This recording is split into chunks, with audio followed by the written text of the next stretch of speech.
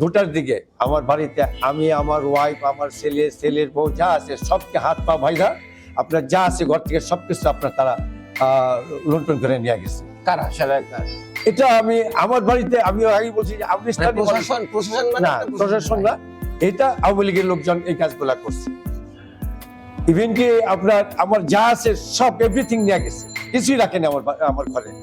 সকালে যে আমরা আপনার 10 টাকা বাজার করে সেই জোগাড়টা আমার অবস্থা ছিল না।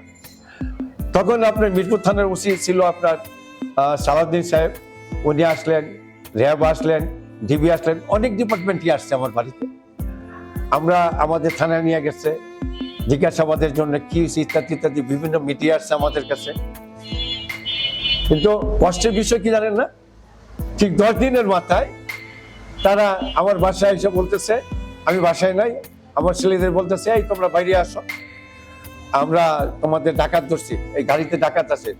আপনার 2টা মাইক্রোবাস নিয়ে আসছে, আইসা আমার ছেলেদের, আমার 4টা ছেলেকে উঠে নিয়ে গেছে। ডাকাত বলে নিয়ে গেছে, ডাকাত দেখাবে বলে অ্যারেস্ট করে নিয়ে গেছে। আচ্ছা, ডাকাত দেখাবে বলে নিয়ে গেছে।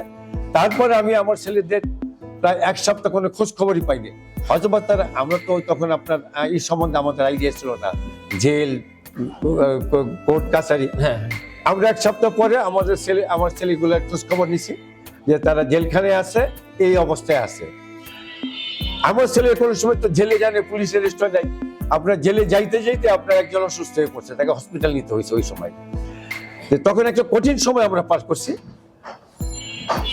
আপনারা যারা আজকে আমাদের মানে যে উপরের রূপটা দেখতেছেন যে আমরা খুব ভালোভাবে চলতেছি, কিন্তু পিছনে আমাদের এই দেশের জন্য, এই দলের জন্য আমাদের যে কতটুকু স্যাক্রিফাইস করতে হয়েছে, এটা তো বলের অপেক্ষা রাখে না।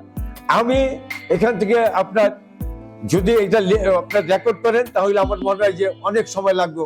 আমি এখান থেকে বিক্রমপুর, ফরিদপুর, ঢাকার পুরান টাউন, আপনার কলাতিয়া, বসিলা, আপনার কি বলে ইসে ওই শ্যামলী, আপনার ওই সাভার, গাজীপুর, বিভিন্ন জায়গায় বিভিন্ন সময় আমার। এই 15 বছর আপনি জায়গা এক এক সময় এক এক জায়গায় গিয়ে